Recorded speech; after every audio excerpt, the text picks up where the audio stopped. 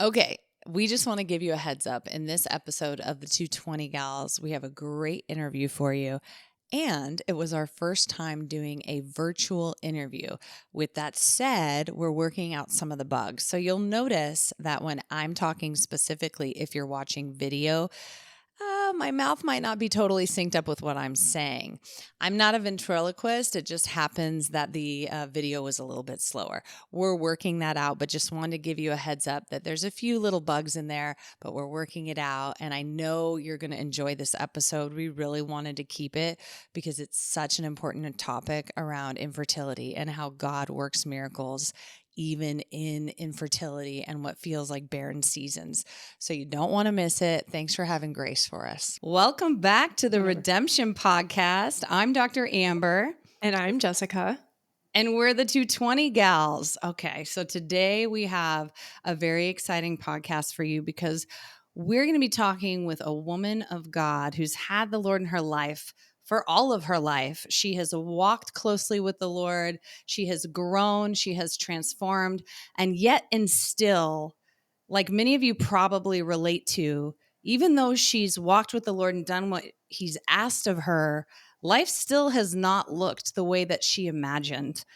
Things that she wanted didn't happen at the time she wanted. And specifically, we're talking about her fertility journey today. I think this is so relevant to so many couples and women, specifically in this time. There's an unprecedented number of couples and women who are trying to get pregnant and having significant challenges. And so today we really want to bring on Dr. Jen McWaters because she's going to share about that journey, about her walk with God and how God showed up in the final hours to give her a child. So, Dr. Jen McWaters is a licensed clinical psychologist and holistic wellness coach. She provides integrative holistic coaching to help clients overcome mental obstacles, get unstuck, and transform their life and business. Dr. McWaters helps clients gain clarity on what they truly value and get the tools they need to overcome their fear and achieve a vibrant, thriving personal life and business. Dr. McWaters, welcome. Yay. Thank you, ladies. I am so thrilled to be here. Super excited about our conversation today. We're so thrilled to have you. This is also our first time doing a podcast where we're interviewing someone that's not live. I am honored. So if we talk over each other, please forgive us. We're learning. We're learning. Yes. Yes. I'm thrilled. I'm honored to be the first one to get to experience this format. Yeah. So I want to start first, Jen, with how we met, because I was telling Jessica how interesting I think it is that we met. So we met in 2012. Sounds right. Is that when it was? Mm-hmm. Yeah. We were working at a hospital in San Diego, California. We were in our postdoctoral fellowship, which is a fancy name for training in the psychological field. And we met that year, and our lives looked very different at that time, wouldn't you say? Yeah, I think I was dating and then engaged during that year. Correct? Yes. Was it 2012 that you met Zach? I think it was, or was like right. Yeah, because I mean, we within a year and a half we met and were married. So it probably was. I was probably dating when we met, you and I, and then I got engaged during the time. Yeah. We were probably at the end of the postdoc, and then I think by the time we got married, I'd moved on to a different unit, I believe. But yeah, sounds about right. It's a little blurry now. It's been, but we were doing things very differently. Mm-hmm. Yeah, we were doing things very differently. Jen, you had a relationship with God, and you actually were doing something that this culture knows very minimally about, which was you were waiting for marriage. You were waiting to find your husband before you actually decided to be fully intimate with someone. I mean, we're just going to go there. Let's do it. Yeah. And I was living in the world. I had a boyfriend for like 8 years at that time, and I had not waited, and I was hadn't given my life back again to the Lord. So you and I were, working at the same hospital, but living very different lives at that point. And I'm highlighting that because my life shortly thereafter kind of fell apart. and yours began to skyrocket. So do you want to share a little bit about I don't know about that might be a little dramatic of a explanation, but for sure. Yeah. I mean, everyone's on their own journey and timeline. But yeah, but Yeah. I, Yeah. going backwards from there, the reason that's where I was at that point was because I was lucky enough to grow up in a Christian home with Christian parents who were aligned in that belief system and took us to church every week. And that was a non negotiable in my household. So we did that, but also I did enjoy it. Like I had friends at church. I was involved with youth group. As I got older, I was involved in like the worship band and those kinds of things. And then I also was put into a Christian school starting in kindergarten, and then went to a couple different schools to graduate. But essentially, it was just like the world and the culture I lived in was Christian. Like most of my friends went to my Christian school and or my church. So it was very normal for me. And then also, especially being an 80s kid, like in the 90s too, the messaging was all about purity culture at that time, which has its pros and cons, we'll say. But so it was ingrained in me, like through like school, even like they'll bring in speakers about the importance of, keeping your heart whole to be able to give to someone, your future spouse, and how when you do things like sleep around, it's like taking a piece of your heart and giving it to someone. Like all those analogies, these were very, very impactful for my I generation. must have missed those lessons. Yeah. Yeah. I mean, that's, yeah, usually at church youth group, but often just at Christian school again, in like our chapels and things, they'd bring in those speakers. And that was really big in the 90s. Like there's some big authors that wrote books about that. Again, sometimes to the extreme where then sometimes Christians have issues with intimacy because, they feel like sex is bad. So that's like the swing of it for my generation in church. But it was helpful because it gave me a framework, and it just was like what I knew was the right thing to do. Like it was just so ingrained in me.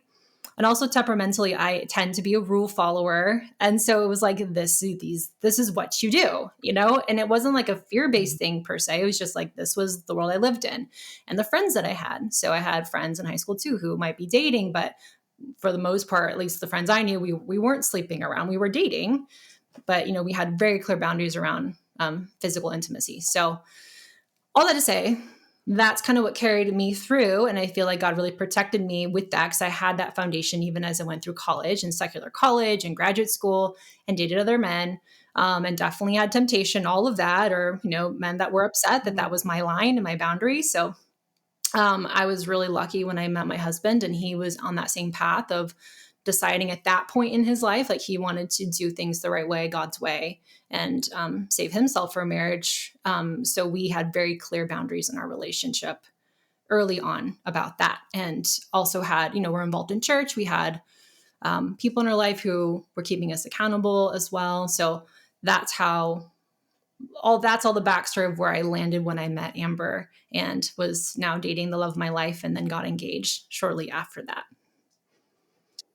That's And I went to your incredible. wedding, Jessica. I just want to say that's really admirable because with our society now, you don't often hear people, especially women, being able to keep their boundaries, to not give it up before marriage. And the fact that you were able to not give into temptation and not ever bulge, and then find someone who is 100% on board with that. That's just so admirable. And I think that's incredible. So, and it just really goes to show that having the foundation and having the family and being so involved with God's word and having that as your foundation really helps you as you continue to grow in this world, having the temptation and being around maybe obstacles or whatever the case may be. Yeah. I mean, again, I think a lot of it is like when now being a mom myself, it really is about the environment your kids raised in. I mean, you can do obviously a lot as a parent, but for me too, like being in a Christian school where that was normalized and that was my friend group, that made a world of a difference because there's so much social pressure as kids and teens, right? Especially.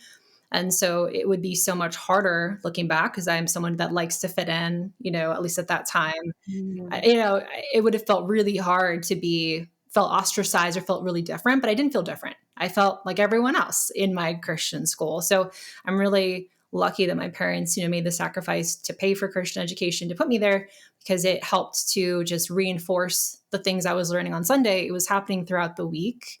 Christian teachers, Christian friends, those kinds of things. So again, not that that is a fail-safe, that does not guarantee anything, but it definitely was what I needed. And so I feel like God really put me in the right environment to at least protect that part of me. Yeah, it seems like you were definitely, like you just mentioned, in a great environment, and that really helped with your foundation. Also, being so heavily involved with throughout the week rather than just going on Sundays.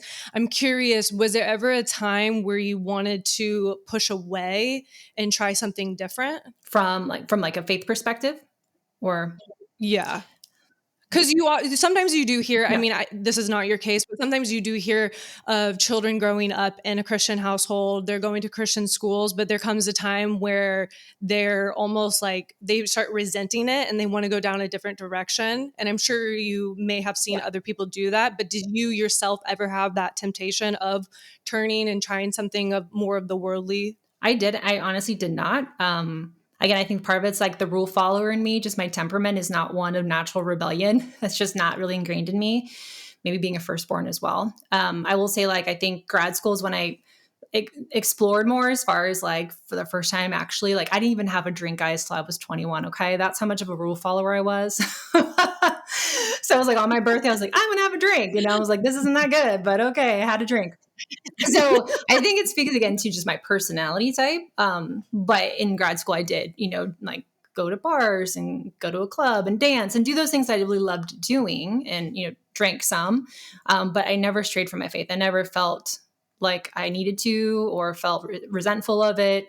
That can happen a lot if you feel like you've been forced into that culture. But I never felt that. And I kept going to church every week, even through grad school and college. And so I just always stayed connected to a church community. And I think that's a big reason why I never strayed, is just was always part of just how I just trained my mind and how to think about things. And, I was not always great about being in the word, but it was always part of my life, and church was part of my life, and Christian friends were part of my life, and that kind of thing. So it was just being reinforced and instilled over and over again. That's awesome. Yeah. It's such a good reminder, if you have kids now, that bringing them up in a community of believers is essential. Yes. So that the parents have support also, because there's so many influences. The enemy comes after the father of the home quite often and trying to dismantle the home. So when you have a community of believers to protect and support one another, then you can have an experience like you had, where it was just normal to believe in God and to pray and to go to church. And clearly that purity culture, like you were talking about, it really sinks in, and it was effective because you were able to save yourself for marriage, which I got to go to your wedding and it was beautiful and I loved it. Do you want to share a little bit about meeting Zach and kind of the fruit of that? Because I will say, as someone who was getting to know you at that point, I was in a very different relationship. I didn't have God in my life. I was not doing it God's way. My relationship unexpectedly fell apart kind of shortly, I think, after you got married.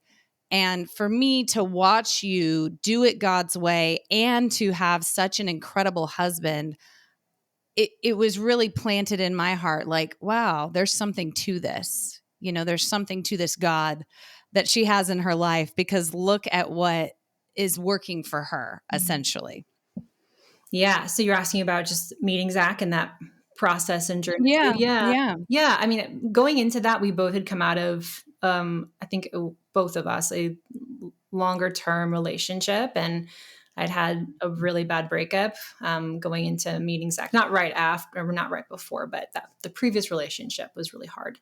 And for him too. So we both had had like a lot of relational injury, so to speak. And so I think that's part of why we decided, like, we were both separately deciding we want to do this differently. Like, before that, honestly, I had kind of chosen the guys that I wanted and who I thought would be best. And then my tendency was always to hold on to people, even though it was clear that they were not the right person for me.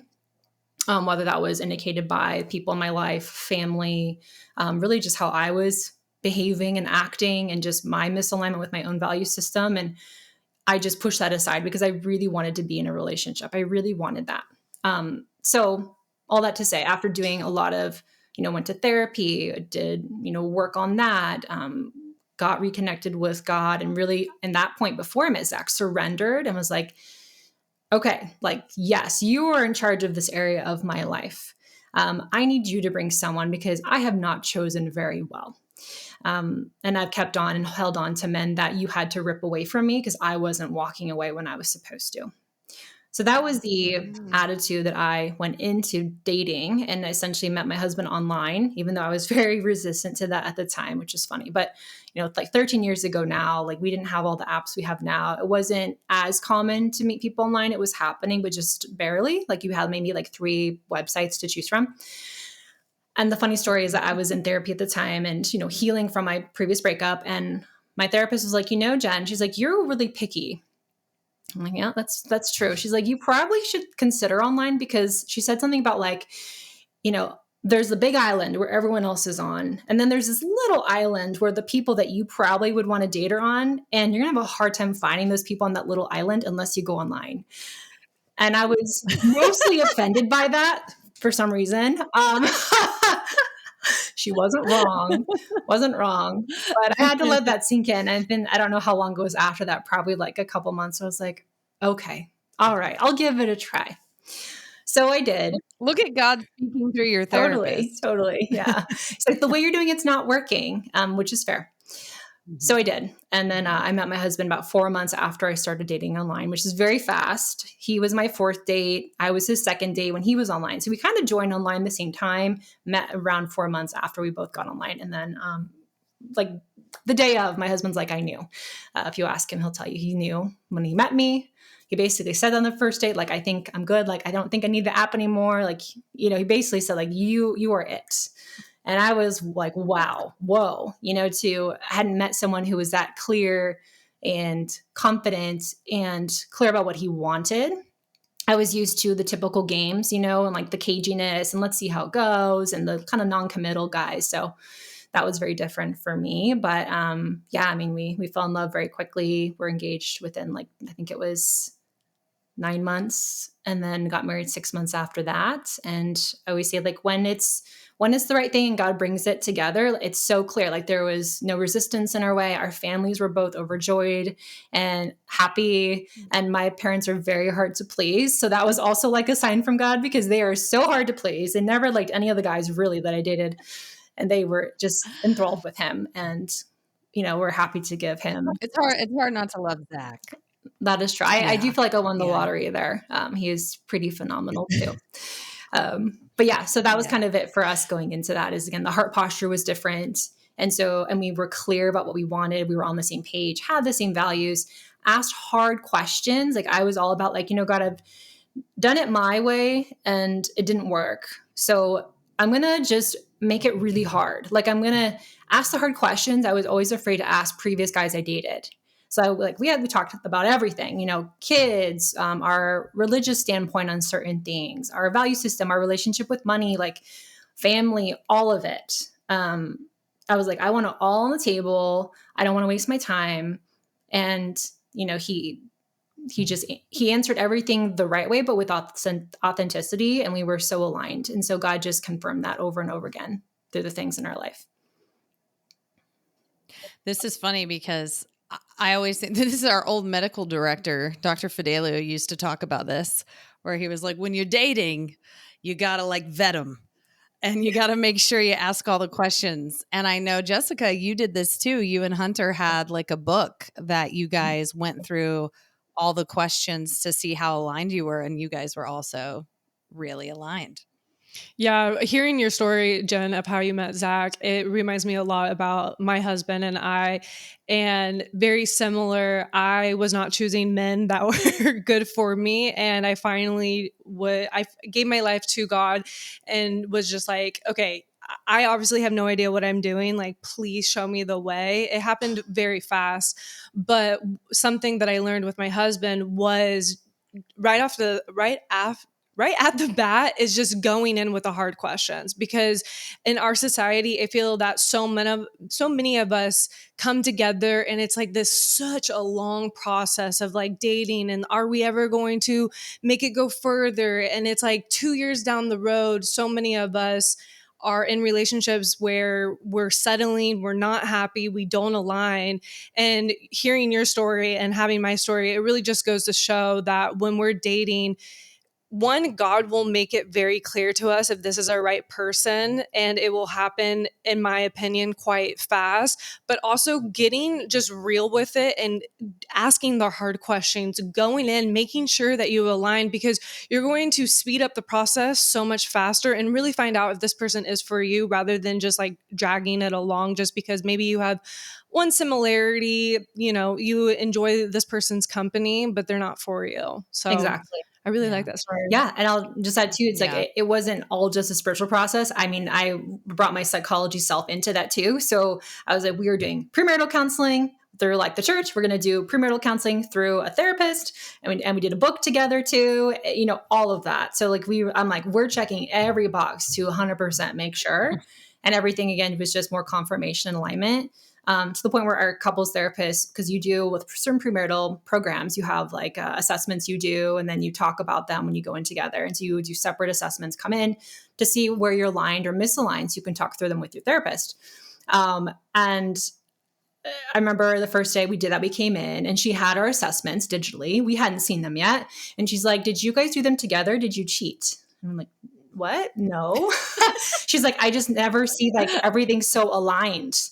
I'm like, well, we've been having these conversations since day one. So I'm a little concerned that you are used to seeing people completely misaligned on these actually, right? Coming in already engaged. So I think it's so vital. And I tell all my clients now, I'm like, ask the hard questions and, don't be afraid. You have nothing to lose. Do the premarital work, like do all of it. It's so much easier to do it on the front end than to try to do that after you're engaged and then also after you're married, which a lot of people do. And it just is a necessary level of stress. Yeah, because life is going to throw you unpredictable, unforeseeable challenges. And the more aligned you are, the more you'll work together with God at the center. The more misaligned you are, that's where things get really, really rocky in marriages. So that, like, speaking of, so you guys get married, and what's next? Like, what were you planning? What were you thinking? Because I know you're a planner, Jen, and you like things to go a certain way, as we all do. So what were you planning, and what kind of happened next in the marriage? Yeah. Yeah. So yes, you'll see throughout my story too, that one thing God's working on with me is relinquishing control and surrendering to him, because I was a rule follower, but what can come often with that is I was also perfectionist and loved doing well, getting the good grades and succeeding. Right. And I was good at that. I was a great student, got to college, got to grad school right out of undergrad. I was super just like a baby now thinking back, trying to become a psychologist at like 21, like knew nothing about life really, but did all the right things and was used to having the outcome that I expected, right? You put in the work, you get the result. And to some degree, I think I probably saw what happened with Zach is that too. Like I did it the right way and I got the result. There's some truth in that. But then what happened was I was like, okay, well, we want to have kids, but we want about 2 years to travel and enjoy each other and build a foundation. Oops, as my light just fell. Sorry about that. Build a foundation before we do that, right? That was the plan. So we did that. We, went to Europe, all those things. We just had a great time. And then we're like, okay, 2 years. I think I was around 30 at the time. Like, okay, now's a great time to have kids. Let's do it. And nothing happened. Nothing happened for a while. So that was definitely an eye opener to what Amber said earlier, of thinking like, okay, I've done it all the right way. So I never even had considered that infertility would be part of my story. Very truly, especially at that point too, I was very healthy, working out, eating relatively well, took care of myself, didn't have any indication that would be part of my struggle, but it was. So yeah. Do you want me to say any more about that? Or Yeah, and maybe let's maybe let's just start kind of sharing that journey, because I think there's a lot of very high achieving women men out there who there's a lot of safety in getting the good grades and planning things and being organized. And when you're really good at it, you can achieve the results. So it's interesting. And that's why we wanted to tell your story, Jen, because you seemingly have it all at this point, and you're also super intelligent and capable. So it doesn't make sense why this thing wouldn't be happening the way you imagined it. But God's in every story, and he's doing things behind the scenes that we don't always understand. And so maybe can you just start sharing with us about the journey and take us through it? Yeah. So we, again, around 30, wanted to have kids. At least I was 30. My husband's a little bit older than me. And so it wasn't happening. And so it's a little bit blurry, the exact timeline right now, but essentially within the first, I think 9 months, or maybe it was the year, I went and saw my doctor and was like, hey, can you just check my hormones, all of that? So she did. And for the most part, I checked out. There were a few things that were a little bit like, well, that's not ideal. But she was like, here, you should probably go see someone who does like reproductive health. I did not want to do that. I resisted that. I was like, I don't want to do more doctors. I was already kind of starting to get more holistic at the time. And I was like, I don't want medical intervention. I'm like 30, 31. I just need more time. So I did start seeing a really lovely acupuncturist who does reproductive acupuncture. She was a Christian as well. And she was just like a saving grace during that time. She ended up working with me for about 3 years, maybe a little bit longer. But essentially, she was one of the first providers I had interactions with. She was just helping me with my hormones and stress levels and just being an emotional support. And then she ended up, fast forward, she ended up being there the day that I did my IVF transfer and then she got pregnant with my son. She was there too. So she was with me this whole journey. Wow. Yeah, she's amazing, amazing human. Shout out to Katie. I really love her. And she got me through some hard times. So I was seeing her, and then I ended up getting pregnant naturally and was like, this is it. It was like, I think it was maybe a year and a half after I started trying. I was seeing Katie at the time. We were overjoyed. And then, not uncommonly, about 6 weeks in, I had a miscarriage unexpectedly. And I was crushed, like completely crushed, like sobbing in my bed, and at that point too, angry at God, truly, right? To be on kind of like led down that journey and be like celebrating that and happy. I think I remember telling Amber about it. Like, I was like, this is going to be it. And again, at that time too, I had so little knowledge about miscarriage and fertility and all that. So it wasn't even on my radar that my risk was still really high that early on in pregnancy. We hadn't even told How soon into the pregnancy did that happen? around 5 to 6 weeks. And I can't tell you how much I hear of that. Mm-hmm. So it's quite common. And I think it's changing now. I mean, you tell me what you think, but it's like women don't feel comfortable or safe to talk about it as much. And there's this inappropriate shame that happens for women, that like this blaming. I mean, I'm curious kind of what happened for you in that process, because I've witnessed a lot of women who are so hard on themselves about it, which I think only hurts them, obviously. Yeah. I mean, our brains always want to try to find a reason for something, like, right? And so my brain was trying to find reasons for why. It's like, did I do something? Did I eat something I shouldn't have eaten? Because by that time, like, you don't know, right? You're not going to know why, but your brain tries to figure out why. So yeah, you go through the process of blaming yourself and just asking God, why? Like, why would you bring me to this? Like, why would I even get pregnant then if this is going to be the end result? Right? Like, what is that about? So that was really, really painful. And, it's people don't fully sometimes understand it until they go through it, because it's like, Amber and I have counseled many people that go through loss. When you go through loss, you have the loss, and then you have the process after the loss. When you are going through infertility and potentially multiple miscarriages, it's loss after loss after loss after loss, and you're never really getting resolution. So even if you're not having a miscarriage, every month that you realize you're not pregnant, because our bodies will tell us that every month at a certain time, it's another grieving process. It's like you're going through the whole wave of emotions again, another new loss, right? Another month, I'm older and older. You keep feeling farther and farther away from that dream you have of being a mom. And so it's really emotionally hard. It was harder than I think I even realized, because I was just in it for so long. So just for, zooming out view, it took about almost 6 years, 5 years, I guess, start to finish, to have my son in my arms. And so that's a lot of time to be going through trauma and grief and loss and not even realizing it. I mean, I was like working at a hard hospital job, and then I was in private practice. I never stopped working. I was just, getting things done. I had to. And so I never really slowed down enough to, I think, to realize how much it was impacting me. Like, I knew it was, but it's like you have to kind of like put your head down and just keep going when you're going through infertility. There's like another doctor's appointment, there's another lab test, there's another exam, there's something else invasive happening on your body every single month, every single year.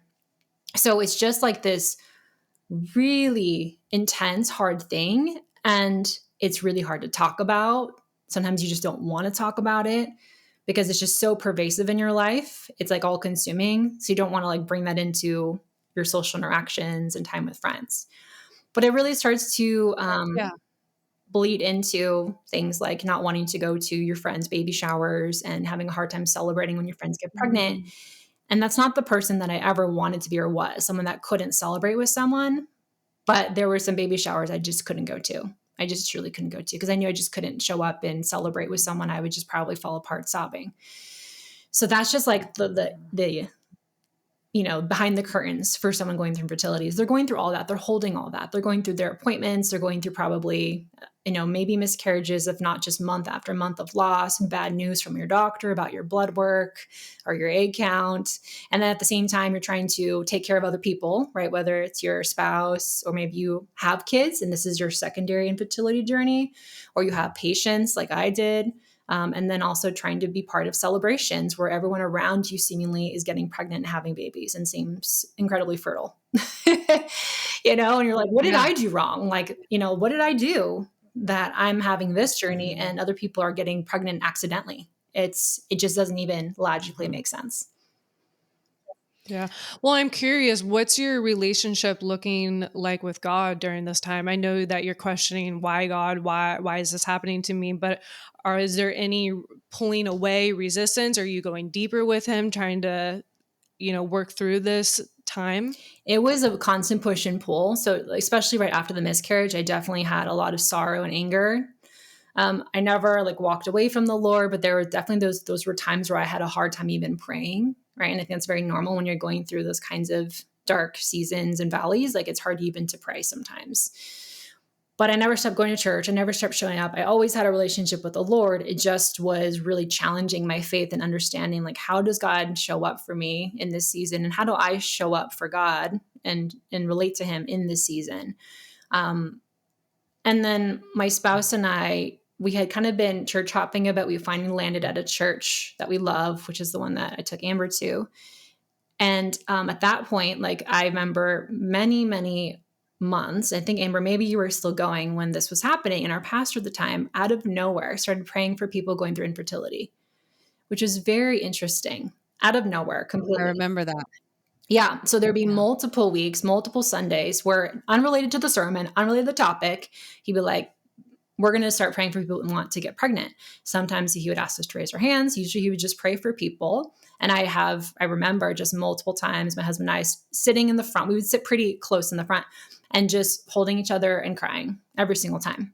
And eventually my pastor saw that and kind of actually got to know us and all that, because we'd be there and he'd be praying and he'd be like, he would point at us. He'd be like, you, and be praying and be praying. So we knew he was like thinking of us, and that was incredibly powerful. So I know God was still showing up, even though I couldn't always show up and pray, and relate in that way. I was like, I'm still going to show up. I know that I need this. And the pastor was just affirming, like, I see you.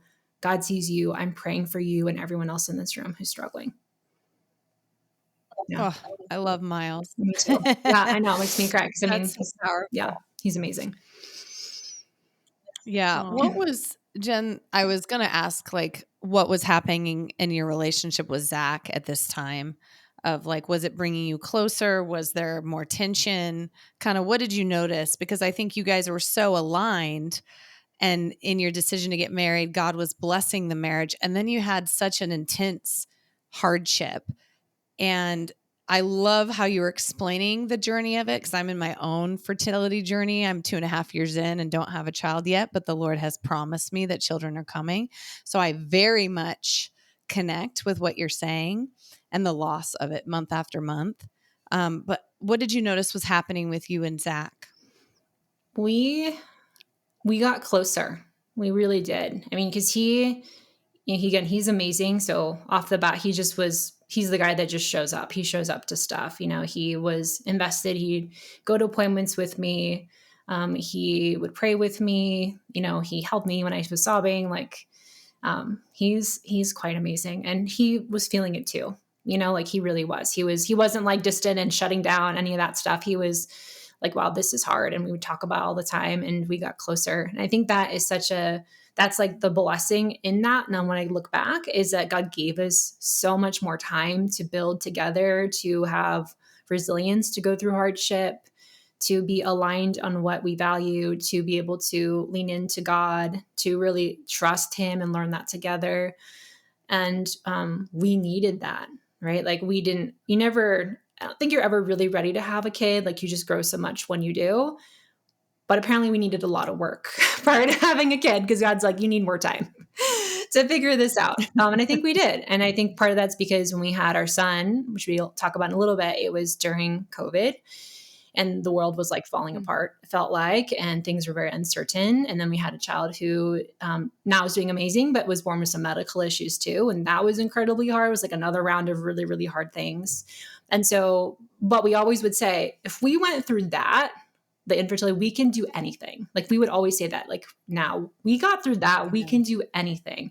I think that was a message God really wanted to instill in us. It's like, I got you through that. I can get you through anything. And we were able to, with the Lord, get closer because of it, rather than let it tear us apart, which it can. Like, I know there have been couples who have actually divorced because of infertility, because of the stress it puts on, because they're maybe misaligned on decisions with fertility, whether that's medical stuff or adoption. Like, people, it's so much trauma. People can literally let that hurt and dissolve their relationship. So I'm very lucky that it's the opposite of that. And again, it's because we built our foundation on the Lord. That's why. It's because we both had the same value set, the same belief system. And so we're like, the only thing we can do is like get closer together, and knew that. And we knew that. My husband would always say this, like, he's like, I chose you. Like, even if we don't have a kid ever, I will be okay because I have you. Like, God brought me you. We are married. So no matter what happens, if it's just us, we'll be okay. So, I mean, that was so comforting to know too, that he wasn't blaming me for this or any of that, because you can go through that as well. It's like, I can't bring you a kid. That's how it felt sometimes. Like, I can't give you a child and you want that. But he was very clear. He's like, that's not why I married you. It's not because I was trying to have kids. I married you for you. And then, what we do from here on out is up to God, but we will be okay regardless. That's beautiful. It really just goes to show that choosing your partner in marriage is probably the toughest / most important decision that you can make, because you don't know what circumstances, situations will arise. And something as, infertility, that can be, I know the pressure, especially for women, of having that, like, I can't give you a kid, like, what's wrong with me, to have that supportive partner that reassures you, that shows you support and love, is just so important going through a time like this. I'm curious, what was it that gave you strength to keep trying month after month? And then obviously that you just mentioned, it took years, and then you went down a different direction, which I definitely want to hit upon. But what was it that gave you the strength to just keep trying? Well, part of it is I just don't have a lot of give up in me. Like, truly, it's just, my husband will say that, like, he's like, when you set your mind to something and you're determined, like, you figure it out. And that's very much true. Like, if there's something that's on my heart that was like, I know that this is what we want, what God wants for us, I'm not going to give up. And also, I was in a place where it was unexplained infertility. So there wasn't I never got the messaging like, you can't have kids, right? Which I think would be harder. And some women do get that messaging. The doctor's like, this is not going to happen for you. But it was more like, we don't know why it's not working. So it was like, I'm not going to give up. Like, I wasn't 50, like I was in my 30s. I was like, I'm not going to give up. So it was partly just like this stubbornness in me of like, I'm not going to stop. And until it's I've exhausted all options essentially and have to do something else. Did the Lord ever talk to you about that you had kids in the future? Did he ever show you that in any way? It wasn't crystal clear, but I definitely recall having maybe an impression, maybe more of an impression where there were like two children that the Lord had for me. It wasn't, again, I wouldn't say like it was clear he said XYZ, but I had that sense of like, yes, there's going to be that. And I had like even my mom, who's very much a prayer warrior, saying that like God has, a little child on its way coming to you. So I had people speaking that into my life, and I did believe that. I just didn't know what it was going to look like or how long it would take. Yeah. What do you think God, because we just did an episode about sanctification a couple weeks back. What do you think God was doing in you guys in this process? Because I'm a firm believer that when there's a delay or a seemingly delay, it's really just a delay from what we want, right? We decided there's a timeline and God didn't necessarily decide that. But when there's a delay from what we want, what do you think the Lord was actually doing within you in that process now in hindsight? So many things. I think, stripping us of our false sense of control was a big one for Bozak and I. He was also very successful in what he was doing at the time. So again, we had just like this in our head, this idea that God was blessing us, but we were also working really hard and then getting the result we wanted. So I think God was really messing us up in that way and like saying like, that's not what this is about. Yes, I'll bless you, but not because of you, because of me. Right? God talks a lot about that in scripture too. It's because of him, not because of us, but we partner with him. Right? But we were really focusing on that part of it, like the part of me. And so something, I think it was Miles said this too. I don't know if he's the original author of this quote, but he would often say like, we need to work as if it's 100% up to us, but pray as if it's 100% up to God. And we had the 100% up to us really down. Like I was like, I'm all in, we stopped drinking, ate super clean, like did the crazy things all people do when they're going through infertility to try to optimize your chances, right? Took all like boatloads of supplements. Bless my husband for just going along with anything I suggested. So we were like, we had that part down, but we really weren't, at that time looking back, we were not fully partnering with God. We weren't 100% praying as if it's up to him. Right. I feel like now in our life, that's how we are behaving so much more, not perfectly, but so much more. We recognize that it was all God. It's always been all God. And we can do all the things we can do, and we should still show up and put all our effort in. But in the day, like the end result is totally up to him. And the timeline is all his. And I'll say with the timeline, what I believe now, I'm sorry, did you have a question?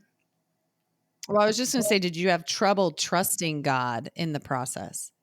Yeah, for sure. Yeah, I did. I think, again, I was bouncing between like really doing the things I thought would be best. I don't recall probably including God much into the decision-making process on a lot of those things. I was really trusting in like the medical side of stuff at that time. And now I operate very differently in that regard. But I definitely was really leaning into my knowledge, my love of research, the information, and really leaning into that versus asking God, like, what do you think about that? Should we step into this? And I'll say that when we went down the path of IVF, it's not something I ever wanted to do, both because of the medication pieces involved with that, being someone who was very like, I'm all about minimal medication, if ever. So I was concerned about the health implications of that, but also the ethical implications of that, being a Christian and just the whole can of worms that opens up the things you have to think about. I just didn't want to even have to deal with that. So I resisted IVF for a long time. It was made clear. I know a lot of Christians. I know a lot of Christians are against IVF. Yeah. How did you grapple with that? Like, how did you come to this decision to say yes to that, knowing, I'm sure you knew that Christian, and you're also very holistic. So how did you come to that decision-making process? We together thought through what would be like, what our boundaries are with that, what our concerns were. And we ended up finding a doctor who was aligned with us with that decision-making process. And for better or for worse, like I was not a good responder to medication. So usually like one of the main ethical concerns is that you would have a ton of embryos, right? And a lot of people will have more embryos than actual kids that they want.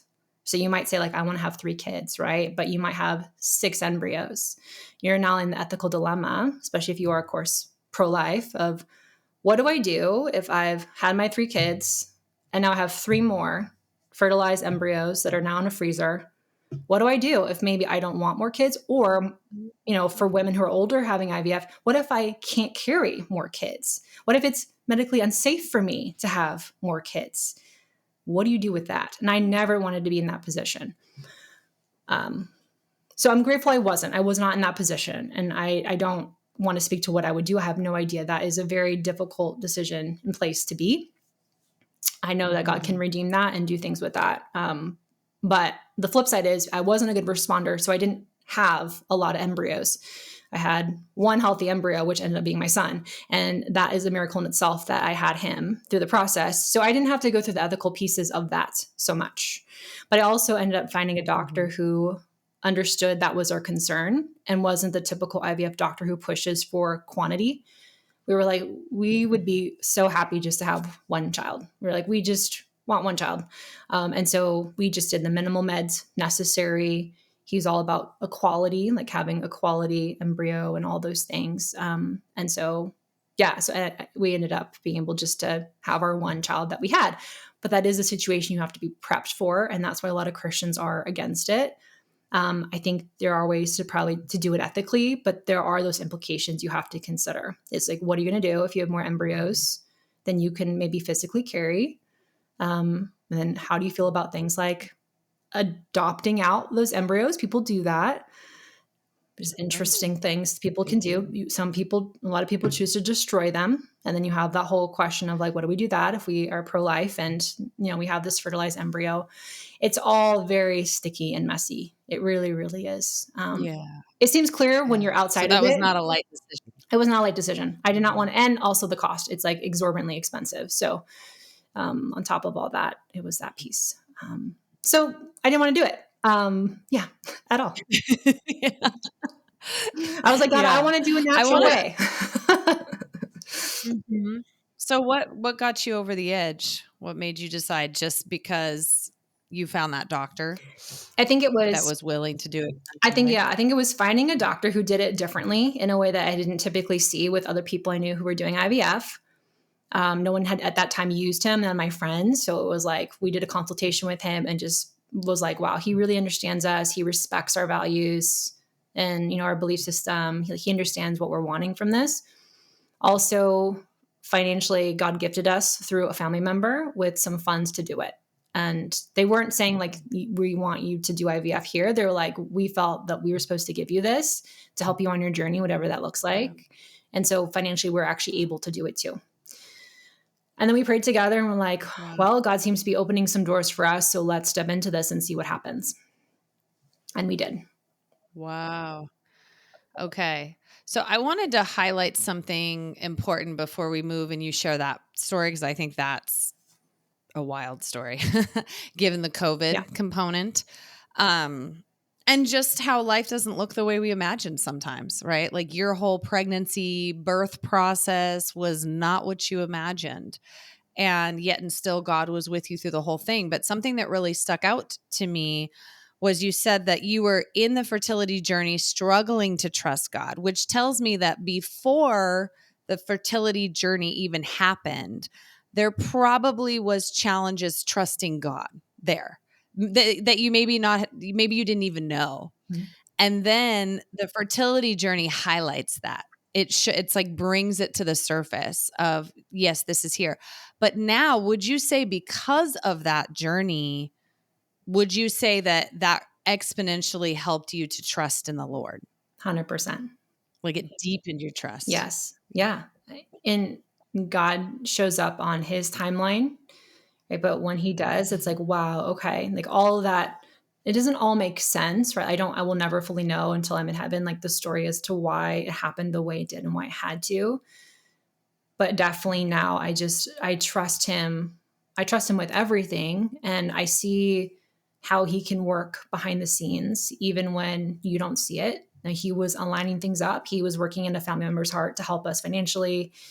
He was guiding me towards this right doctor that I had never had heard about until I started looking. And um, he also aligned me with a friend at the time who is a dear friend still, who is at the same church that I met at a church event, who was going through infertility herself. And we ended up being on the same timeline together. And we both have miracle babies now from the same doctor, interestingly enough. And so God brought me her as well to be like a emotional support through it, because I didn't have any other friends at the time who were believers who were going through it. And so he just brought the right pieces together into place. And now I see that, right? But he was just kind of gently creating that scaffolding and showing me through other things, not just him, that he can be trusted, right? He just brought the things. And Yeah, he provides at every season yes. is what I know for certain, is that he provides. And I just want to speak to someone who's going through a fertility journey or anything that feels confusing, overwhelming. You don't know what God's doing, but you know that God's in it. He's likely working on your heart in a way that you don't fully understand yet. And he wants us to be whole, and he wants us to trust him completely. And this journey, as painful as it was, has gotten you to a whole new level of your faith, which is where he wanted you to be as a mother. Right? Because he knows who your son is to be. He knows the future for your son. He knows the calling on your son's life. And he knows what kind of mother and father you guys get to be to steward the life of a boy like that. And so sometimes we aren't the people that are ready to steward the calling on our children's life Yes. until we are. 100%. And in your son, he's extraordinary. I know he's got a big calling on his life. You can see it when you're around him. So, yeah. So share with us about the fertility, like the IVF piece, because I think that's really wild. Interesting. Yeah.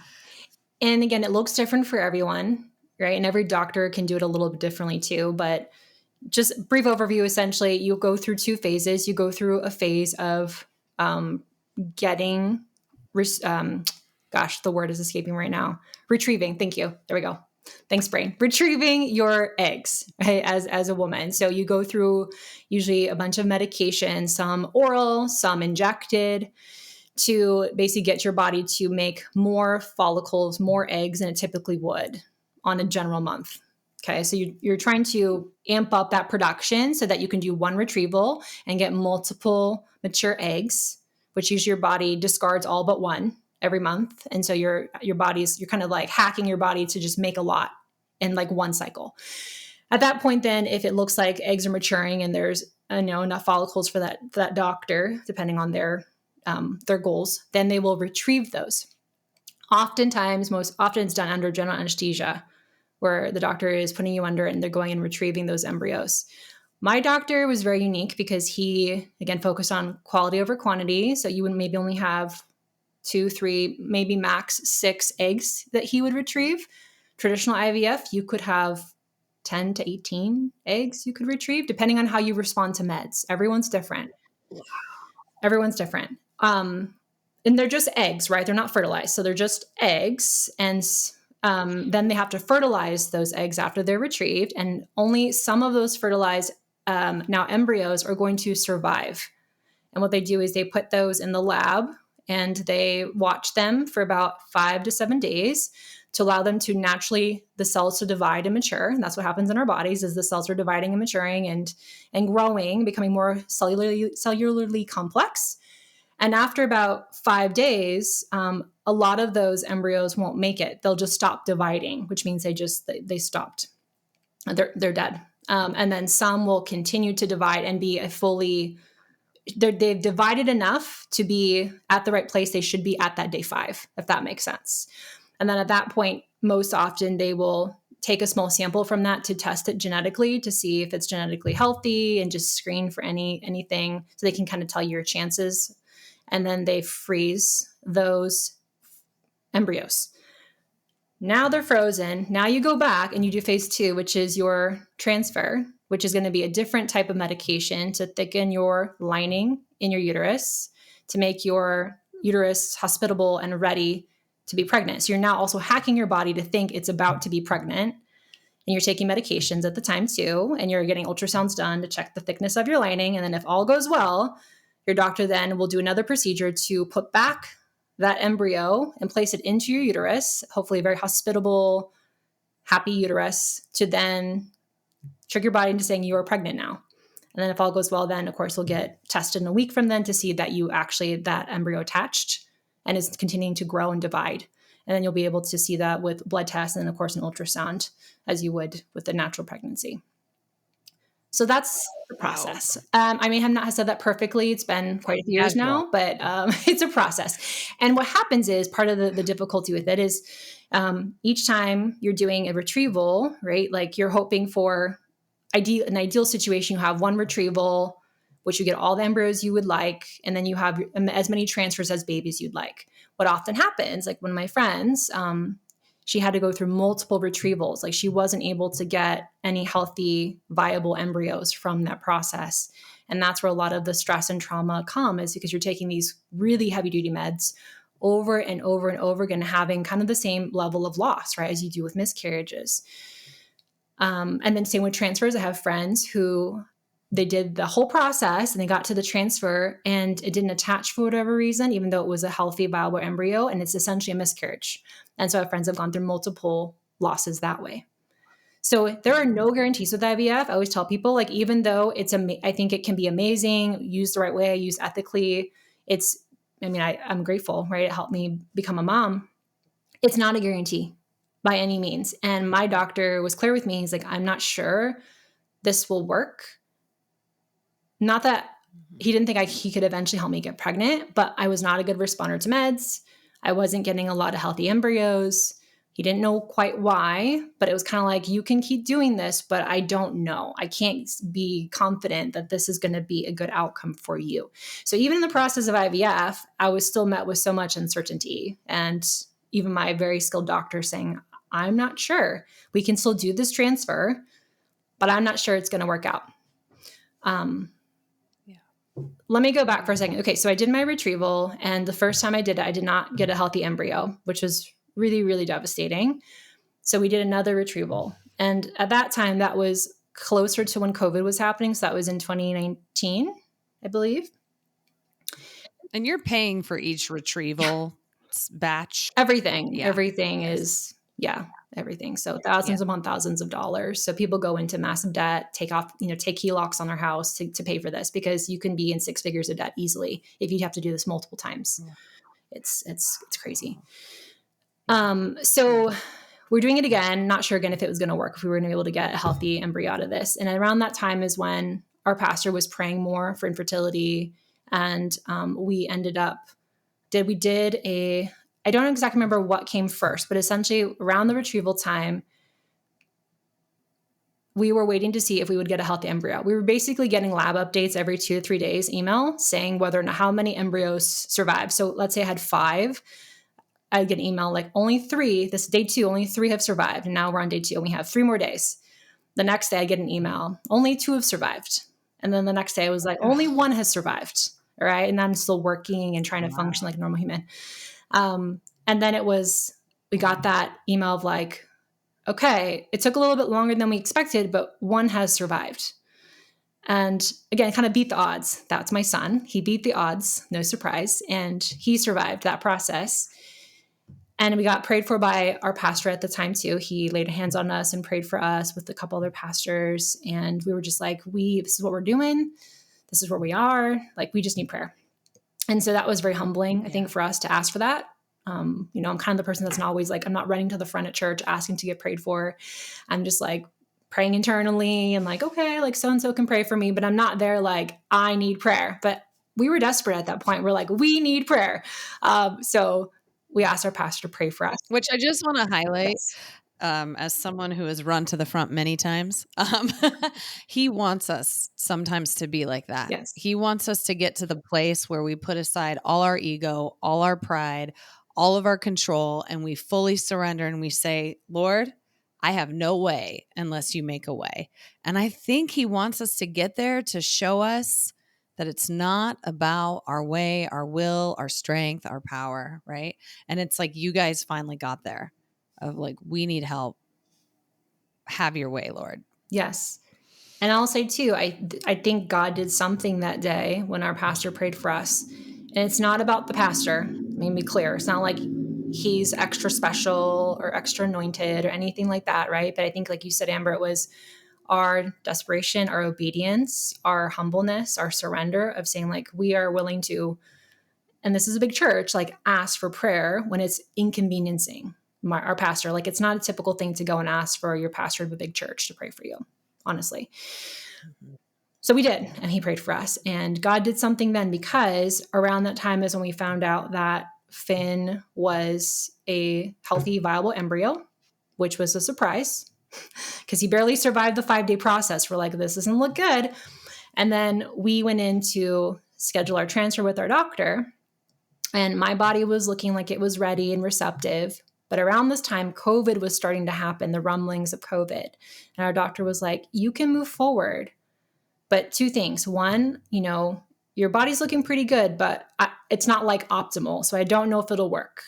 Two, we don't know what's happening in the world right now. So you just need to be ready that if you get pregnant, you're going to be bringing a child into a world that's very uncertain. Because at that point, we didn't know what it was. We weren't shut down yet, that kind of thing, right? But people were starting to mask up and they were starting to take precautions. So we're like, okay. So we went home, we prayed about it, and I remember Zach saying, like, I really feel like we need to say yes and move forward and try.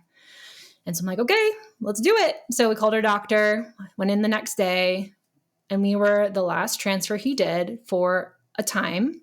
I believe the clinic pseudo shut down for about 2 months after that. But the day that I did my transfer was the day that San Diego City shut down officially. Like, there was the official announcement, stay home at work. We start the 2-week shutdown. So here I am now trying to see, am I pregnant still?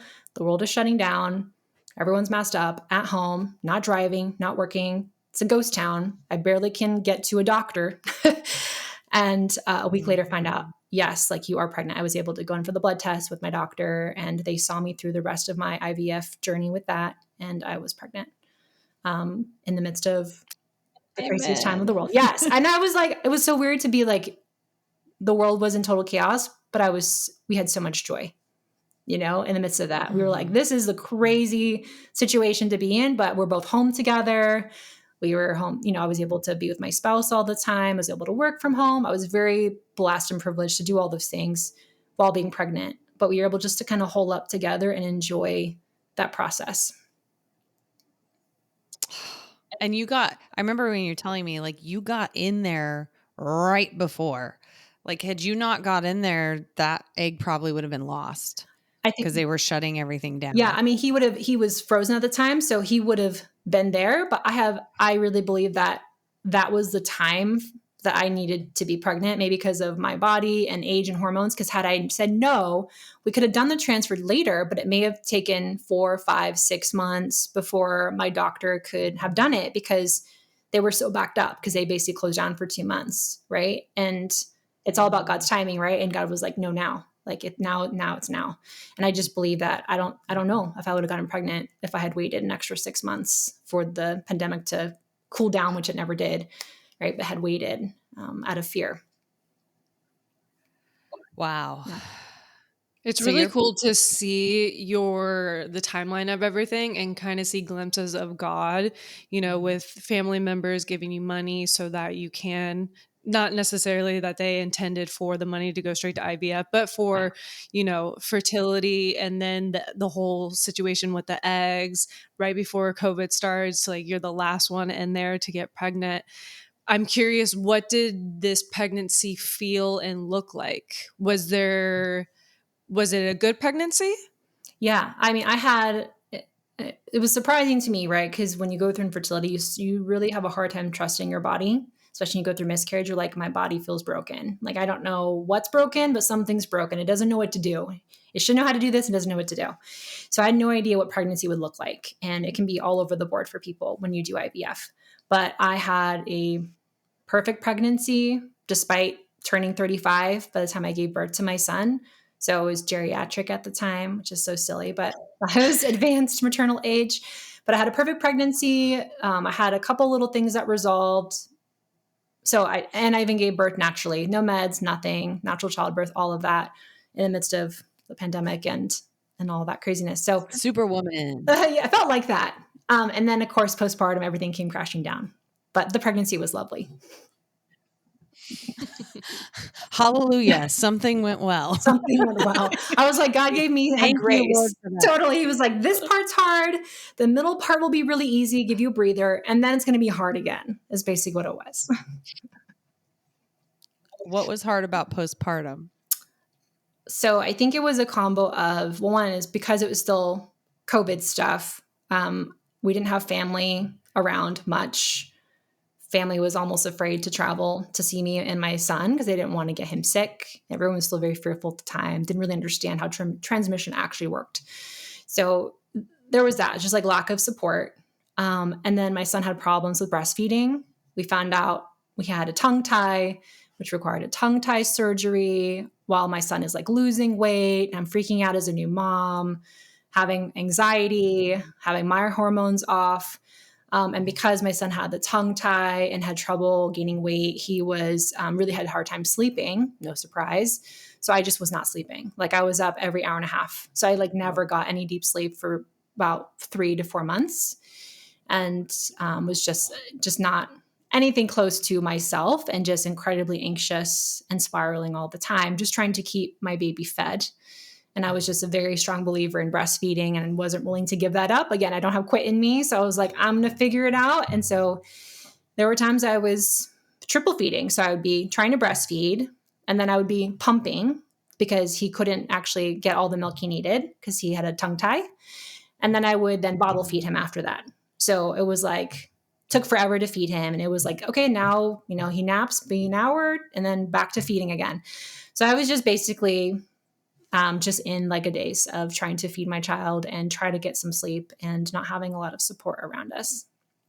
That was very hard. And then at 6 months, we found out he had a foot deformity that required 2 surgeries. It was a very, very rare birth defect that didn't really run in the family as far as we know, and required him to have 2 foot surgeries all under the age of 9 months. So it was a lot. Yeah. I remember you guys flew to Florida for it. We did. Yeah, we moved across the country for 6 weeks to go to a specialist for that. Wow. Yeah. Wow.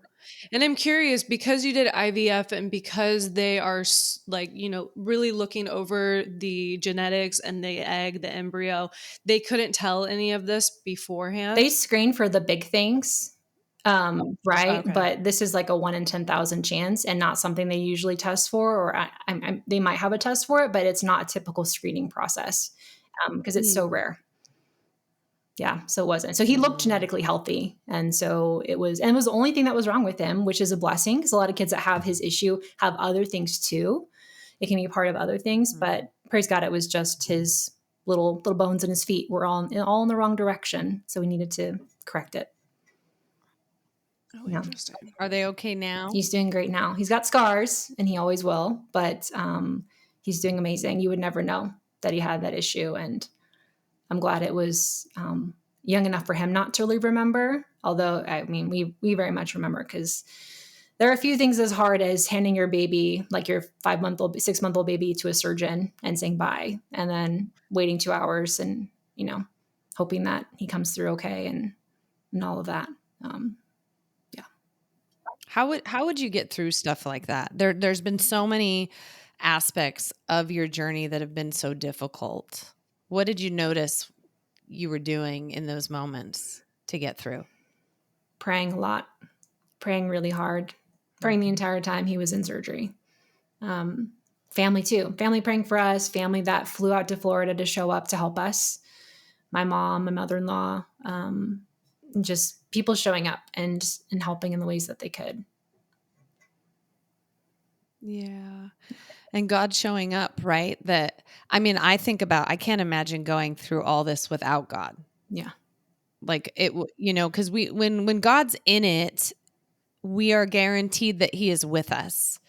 He's with us in the boat when the storm is raging. He's with us, and he can calm the storms, or he can allow the storms, and he allows the storms for a purpose, and we can trust that. But if we don't have God in our lives, how do you make sense of these storms? Yeah.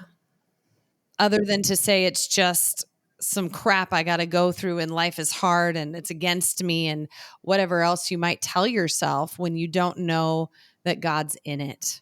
Right. So I was thinking about, what would you say to someone who's going through a fertility journey and they don't have the Lord in their life? Oh, I would just say that is one of the hardest things to go through, I think, as a woman. And it is not something we're meant to bear alone.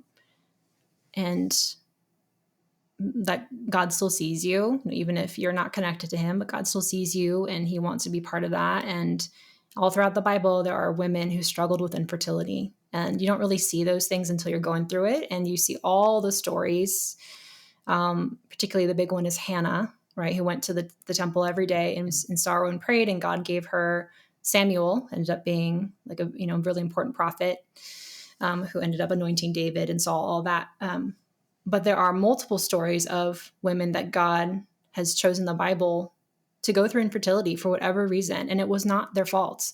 Infertility is not your fault.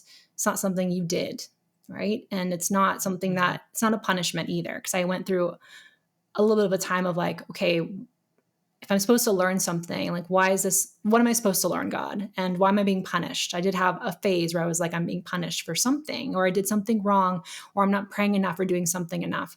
That's not how God operates, right? That's not how it works. So that's not what's going on for you either.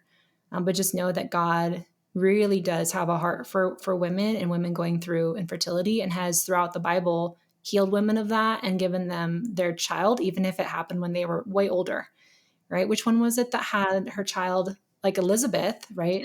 Sarah. And Sarah, yes, and Elizabeth, Sarah. in like Mhm. advanced Yeah. age, right? Advanced age, like where it's literally 90s. impossible. Sarah was in her 90s. Right. Literally impossible by human means to get pregnant, and God still gave them a child. So nothing is impossible for God. So I just would encourage people Right. to consider that, like consider opening up scripture and looking at the stories of infertility and seeing if God can speak to you as he did to me and show you his love and mercy through that. And he'll use, this is so good because I'm going through my own version of this, right? And the Lord has shown me that I have kids coming, and I trust him in that. But, the angel Gabriel came to Zechariah and told him that Elizabeth, his wife, would get pregnant, and Elizabeth was an advanced age. And when Elizabeth got pregnant, she was a testament to Mary, because Gabriel had also come to Mary and said, you're going to be pregnant with Jesus, right? And that was an immaculate conception. She was a virgin, but it was powerful because she saw her friend Elizabeth, who got pregnant in advanced age.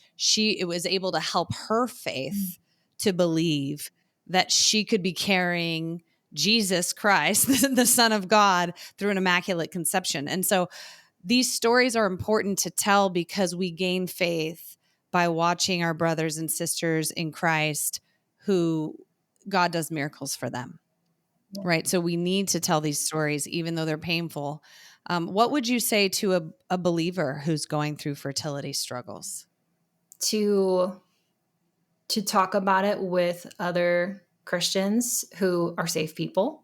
Not saying that everyone who's a Christian can be safe in talking about that, but to find community in that, to find a support system, to maybe find a counselor too, whether you're Christian or not, like find a counselor to help you through that process, because it is very traumatic.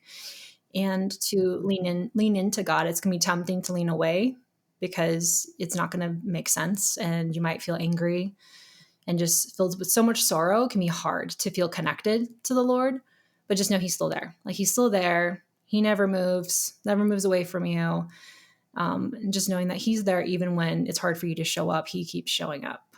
So I encourage people to lean into that, and just to surrender. I didn't mention this, but post having my son, I have had a miscarriage after.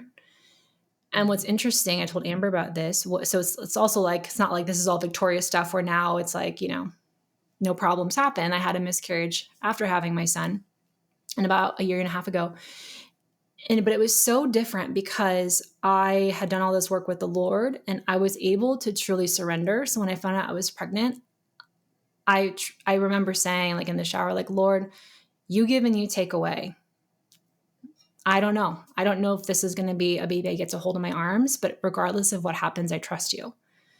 And I never would have been able to say that before I had my son, before understanding what the Lord can do and having that trust. I never would have been able, I would have just said, like, you need to make this happen. Like, I need this. Like, I need this. But I was able to say, like, I will be okay. And my relationship with you will not change regardless of whether or not I'm able to have this other child. And so it was so incredibly hard, but it was not as emotionally difficult because I had done that surrender and was in a different place with the Lord. I was able to hold that grief and process it without being angry at him or getting myself into more depression, anxiety because of it.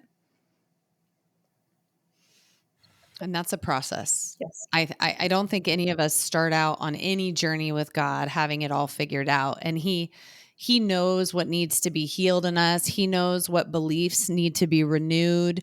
He knows our heart of stone that he wants to turn to our heart of flesh. And so I truly believe when we go through these processes, it's because he's forming us into the man, the woman of God, the mother, the father that he has us to be. And it's for our good. I know in my own journey, he's been just, seek me with all your heart and you will find me. Seek first the kingdom and his righteousness, and all things shall be added unto you. He just wants our time. He wants our attention. He wants us in the word. He wants us to know him. Yes. And I really believe, like, I can see it in you. I always looked to you as this devout woman of God. And now it's even deeper and it's even more beautiful, your relationship. And I really appreciate you sharing this vulnerability. I think a lot of women, couples are going to be served by hearing this testimony. Thank you. Yeah. And just know that, your child is supposed to show up on earth when he or she's supposed to show up. So even though I wanted my kiddo to show up when I was ready to be a mom in my mind, when I was 30, it took 5 years, but I believe he was supposed to show up on earth for his own mission that God had for him at that time. And maybe that was the whole reason, right? Like you said, like God has a calling on our kids' lives, and God knows when they're supposed to be in the world and have the relationships they're supposed to have. My own husband is a 6-year in the waiting baby, miracle baby. His parents went through infertility. And so I think about that had they had my husband, when they wanted to be pregnant, I would never would have met or married him. Guarantee you, because he's already about 3 years older than me. So I most likely would not have even been in the same social circle, right? Almost generation as my husband. You had that small island you were choosing from. Exactly. He would not have been on the island at that time. He'd been like a little too old for me.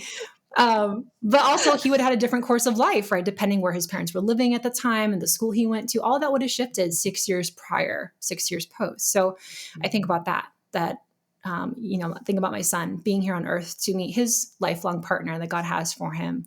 And he needed to be born at this time to be in the right timeline to be able to do those things. Yeah. Wow. Surrendering your timeline. I mean, this is even good for me in this moment because I will get timelines in my head. I'm sure you did that too. And then I even am like, man, if this timeline doesn't work out, I'm going to be really upset. And then it's just like, but you remember God knows who your partner, who your child's spouse is going to be. Like he knows all the details. And so the more we can surrender the timeline and just be present and grateful for what is, and for him, the better off we'll be. And to all the single ladies out there, because I've had clients in this situation where, you want to have a family, and because you have this idea of timeline, you may be willing to compromise or want to compromise the partner that you choose so that you can get to becoming a mom. I have clients who've been in that situation. I tell them, surrender your timeline, because if not, you're going to make the wrong choice in the partnership. And like Jessica said, it's all based on that. Like if you don't get that right, everything else is incredibly hard in life. And you don't know if you're going to have kids anyway. So choose the right person, no matter how long that takes. Wait for them. Don't try to rush that so you can become a mom. That is the wrong order of things.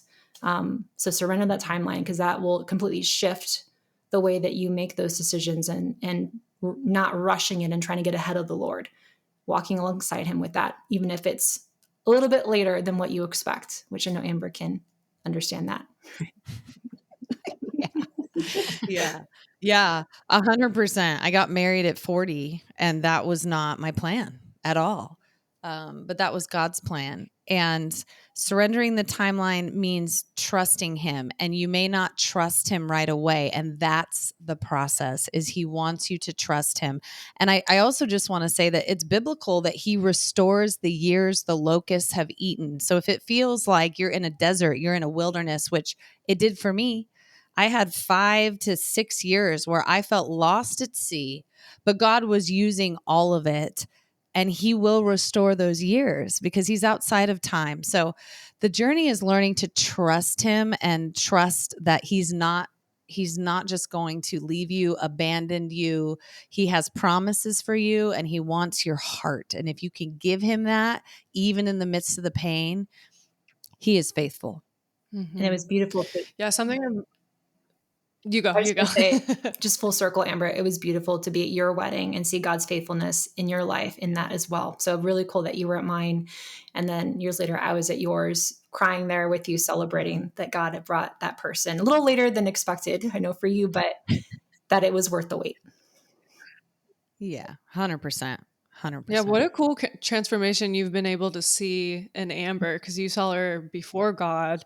Now you see her full force, straight towards God. That's super cool, because I only get to hear stories. Yeah. I was a wild child, but actually, I don't think we clarified this. Jen is the one who took me to church. She's the one who brought me back to the Lord after my life started falling apart. So I owe my journey with the Lord to you. And I'm going to cry because that was the best thing anyone could have done for me, was to bring me back to the Lord. And you did that.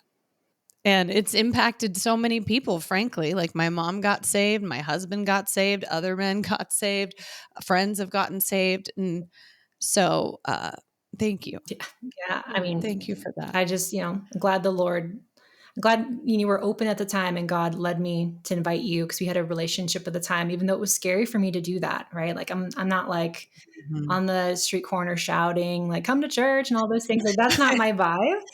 So yeah. So I was a little bit anxious, honestly, about bringing in someone who was not like growing up in church to my church, like what she's going to think. Will she think it's weird? Will she think I'm weird? And all those things. So it's just cool that God used all of my insecurities and still brought you to him despite me, honestly, and my fumbling and trying to explain it all. And it's so cool to see what God's done in your life. And the fact that you are now hosting a faith-based podcast is wild, right? Really, to think just where you are, where you are. It's so cool to see, because that's what God does. He multiplies, right? And just like me, just trusting him enough to bring you to church. And now you have led so many people to him, and you are serving people in the masses now with your platform. It's amazing how he exponentially does that and just blesses that obedience. Yeah, that's what I was going to say. It's the power of obedience. We don't always have to know, and we don't have to think we're good at it. He qualifies the called. He doesn't call the qualified. So as long as you can, with fear and trembling, just do what he asks, then it's going to work out. He's got it. So yeah, I had 2 last things. Jen, do you work with women now who struggle with infertility issues? I don't specialize in that, but I do. I work with women and women's health issues and complex medical things. So yes, happily, I have worked with people with infertility, but that's not the only thing that I do. But it's on my heart to help women who have struggled with that, because I know how lonely it feels. Yeah. So we'll put your information if someone would like to work with you. You're a psychologist. You're also a coach, a holistic wellness coach. So if anyone wants to work with you, we'll put your information below. And lastly, we just like to ask all our guests, what's your favorite scripture and why? This was actually quite easy, because it just came to mind right away, because it's been kind of a life verse for me. So it's Philippians 4:6-7, which is a lot of people's favorite scripture, but it says, do not be anxious about anything, but in every situation, by prayer and petition, with thanksgiving, present your request to God. And the peace of God, which transcends all understanding, will guard your hearts and your minds in Christ Jesus. And anxiety has been part of my story since I was little. I struggled with a lot of anxiety. God has been really working on me with that. And I wouldn't say currently that I struggle with anxiety like on a regular basis, but this verse has been a lifeline for me my entire life, even as a child, because I struggle with that. I struggle with worry. And I'm just really learning how to lean into that. Not just, it says in every situation, not just when you're worried, but in everything. Pray, but also have gratitude. And that's the part of that I'm adding into my life in the last few years is the gratitude piece. And that's been transformative to do both, to pray when I need something, but also give thanks for what God's already done and what he's going to do. And so I think that verse captures that beautifully of just the process that we're supposed to do. Amen. That's awesome. Beautifully said. Do you have anything, Jessica, or are we pretty good? I think we're good. I would say thank you so much for sharing your story, the vulnerability. I take the one thing that I really have taken from this that you mentioned earlier was like praising God. And even when times don't look the way that you intended or that you thought they would plan out to be, like praising God. Because again, you don't know how your journey is supposed to be. Because if we did, well, we wouldn't need God. And so, going through times of really difficulty, struggle, just goes to show like to lean into Him more, to trust Him even more, because He has a plan for you, and to praise Him because He already has your story written from the beginning to the end. So I thank you so much. What a cool story, and what a great testimony that is. I'm curious, how old's your son now? He's 4. Oh, he's 4. Okay. And then, sorry, one last little thing. What are your plans for the future? I know you mentioned, sadly, another miscarriage. Are you and your husband looking to continue to try, or are you okay with just having one? What does that journey look like right now? It's both. Like, we are very much in a place of gratitude for our son, and we are fully content and able to be content if that's all that God gives us. We're hopeful that he might have one more in store for us. So we'll see. We'll see. Again, might be always on a different timeline than what I would like, but we'll see what God has. So we are open to either, but again, with full surrender and open hands of like, we will be okay. And our relationship with the Lord is not going to change regardless of the outcome of that. Right. Yeah. That's awesome. Amen. Well, All right. thank you, Thank you, Dr. ladies. Jen. We love you. We appreciate you. Your testimony is beautiful. God's using it. So we thank you so much for sharing it. Thanks for having me. Yes, thank you. Thanks, guys. All right. Well, this has been a great episode. Remember that your past does not define you, But your redemption refines you. Love you, Love you, gals. gals.